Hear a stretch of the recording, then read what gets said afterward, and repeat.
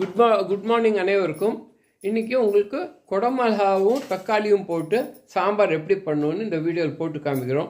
அதுக்கு தேவையான பொருள் என்னென்னு இந்த வீடியோவில் உங்களுக்கு போட்டு அதுக்கு ஃபஸ்ட்டு பாருங்கள். இது மாதிரி ஒரு குடமிளகாவை இது மாதிரி கட் பண்ணிக்கோங்க. ஒரு சின்ன சைஸ் குடமிளகாவை, பெருசாக இருந்தால் பாதி இருந்தால் போதும். ப்ளஸ்ஸு இது தக்காளி இதே மாதிரி பீஸாக கட் பண்ணிக்கோங்க. அதே மாதிரி கருவேப்பிலை ஒரு 4 கருவேப்பிலை, கொத்தமல்லி கொஞ்சம் கட் பண்ணி வச்சுக்கோங்க லாஸ்ட்டாக போடுறதுக்கு. இப்போ ஃபஸ்ட்டு கடாய் ஒன்று அடுப்பில் வச்சுட்டு கேஸ் ஆன் பண்ணிக்கோங்க. கடாயை போட்டு கடுகு போட்டாச்சு, கடுகு தாளிச்சாச்சு. கடுகு வெடிக்கும் போது மெந்தியம் கொஞ்சம், கடுகு வெடிக்கிற டைமில் ஒரு 1/2 ஸ்பூன் மெந்தியம் போட்டுக்கோங்க.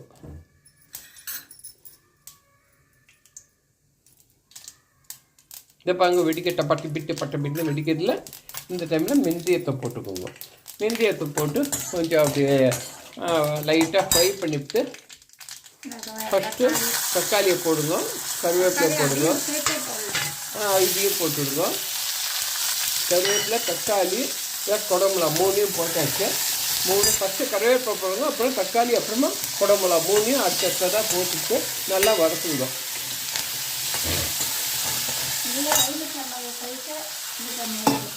இது பாருங்க, ஒரு எலுமிச்சம்பழ சைஸு புளியை முதல்ல கரைச்சி வச்சுட்டாச்சுங்க. இந்த மாதிரி கரைச்சி வச்சுட்டாச்சு. மீதி ஃபில்ட்ரு அதே எலுமிச்சம்பழம் இன்னும் கொஞ்சம் தண்ணி ஊற்றிருக்கோம், அதையும் கொஞ்சம் ஊற்றிடுவோம். ஒரு தடவை பாருங்கள் கரைக்கிறாங்க. கரைச்சிட்டு இந்த தண்ணியை இது நல்லா வதங்கினோடனே ஊற்றிடணுமா, இல்லை இதெல்லாம் போடணுமா, பொடியெல்லாம் போடணும். அதுக்கப்புறம் இந்த புளி தண்ணியை ஊற்றணும். ஸோ எலுமிச்சம்பா சைஸ்க்கு புளியை எடுத்து வச்சுட்டு நல்லா வெந்நீரில் ஊற வச்சுக்கோங்க. ஊற வச்சு இது மாதிரி அதோட ஜூஸ் எடுத்து வச்சுக்கோங்க. ஜூஸ் எடுத்துட்டு வச்சதுக்கப்புறம் இந்த ஆல்ரெடி நான் சொன்ன மாதிரி இந்த இல்பச்சட்டியில் இவங்க நல்லா வதக்கிட்டு இருக்காங்க.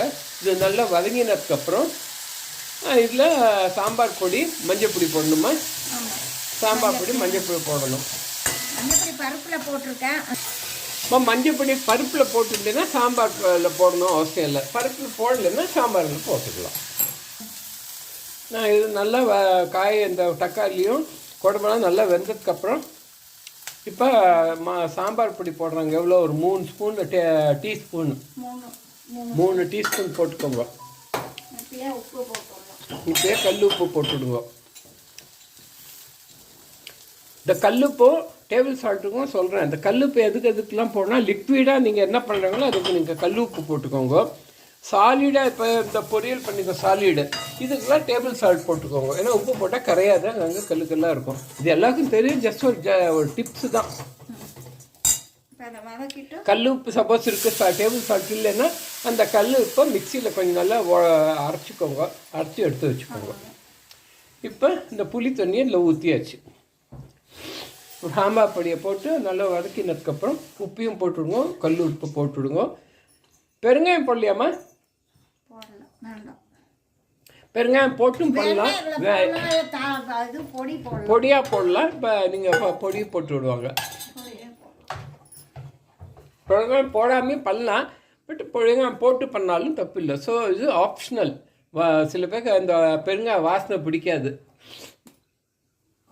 எங்கள் மேடமுக்கு ஜாஸ்தி பெருங்காய வாசனை பிடிக்காது. ஸோ நிறைய விஷயத்துக்கு பெருங்காயத்தை அவாய்ட் பண்ணுவாங்க. இந்த புளி தண்ணி ஊற்றியாச்சு. இது நல்லா கொதிச்சு இந்த சாம்பார் பொடி புளி வாசனை போகிற மட்டும் இது கொதிக்கணும். கொதிச்சதுக்கப்புறம் தான் இதில் பருப்பு ஊற்றணும். இப்போ நல்லா கொதிச்சிருச்சு. உங்களுக்கு இந்த புளி வாசனையும் சாம்பார் பொடி போட்டிருக்கேன், அந்த வாசனை போயிடுச்சு. இதுக்கப்புறம் தான் இந்த பருப்பு இருக்குல்ல, பருப்பை ஆல்ரெடி குக்கரில் நம்ம வச்சுட்டோம்.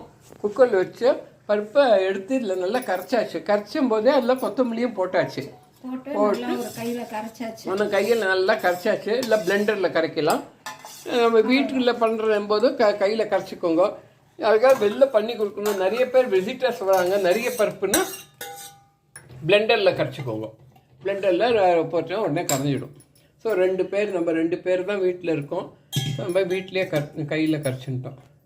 ஸோ இதெல்லாம் ஒரு டிப்ஸ். நடுவில் எதுக்கு நம்ம கையில் கரைக்கணும், இல்லை பிளெண்டரில் கரைச்சின்னா உங்களுக்கு கெட்டு போகாமல் நிறைய இருந்ததுன்னா அது ராத்திரி மட்டும் வச்சேன்னா கெட்டு போகாமல் இருக்கும். கைப்பட்டுருந்தால் கெட்டு போயிடும்பாங்க.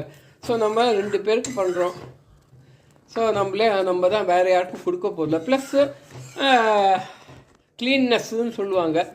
இதுக்காக தான் கையில் கரைக்கக்கூடாது, பிளெண்டரில் கரைக்கணும். நம்மளாம் அதெல்லாம் வச்சுட்டு இருக்கோம். ஒரு 4-5 பேராக இருந்ததுன்னா பிளெண்டரில் தான் கரைப்போம். இது நல்லா பருப்பு போட்டாச்சு. ஒரு கொதி வந்தவுடனே இறக்கிடணும். இது மாதிரி கொதி வந்துடுச்சு. இந்த கொதி வந்தவுடனே நீங்கள் ரொம்ப கொதிக்கூடாது. பருப்பு ஊற்றினதுக்கப்புறம் ரொம்ப கொதிக்கக்கூடாது. ஆஃப் பண்ணியாச்சு. இதை வேறு பாத்திரத்தில் ட்ரான்ஸ்ஃபர் பண்ணிவிடுங்க. எப்பயுமே அது ஒன்று வச்சுக்கோங்க. எந்த பாத்திரத்தில் நீங்கள் பண்ணுவீங்களோ அந்த பாத்திரத்துலேருந்து உடனே இன்னொரு பாத்திரம் ட்ரான்ஸ்ஃபர் பண்ணிவிடுங்க. அப்போ தான் உங்களுக்கு அந்த டேஸ்ட் அப்படியே மாறாமல் இருக்கும். நீங்கள் அந்த சரி நம்ம பாத்திரம் வேஸ்ட் ஆகுதுன்னு சொல்லிட்டு அந்த இல்பச்சட்டி ஏதோ அந்த இல்பச்சட்டியோட சூடுனால அதோட டேஸ்ட்டு போக மாறிடும். ஒன்று ஓவர் பாயில் ஸ்மெல் வரும். ஸோ உங்களுக்கு தெரிஞ்சிடுச்சா முடிஞ்சிடுச்சா உடனே அதை இன்னொரு பாத்திரத்தில் ட்ரான்ஸ்ஃபர் பண்ணி கொஞ்சம் நாளைக்கெலாம் மூடி வச்சுடுங்க. உடனே மூடாதுங்க. ஆவிலாம் இருக்கட்டும் அதோட அது மாதிரி இந்த மாதிரி கரண்டி போட்டு இப்படி மூடிக்கோங்க. அவ்வளோதான். இது இந்த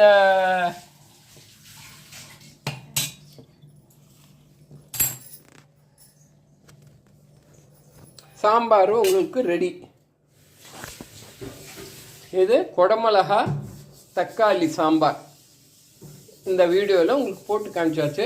இதோட இந்த வீடியோவை நம்ம முடிச்சுக்கிறோம். இன்னொரு நாள் வேறு புது வீடியோவோட உங்களுக்கு நம்ம காமிக்கிறோம்.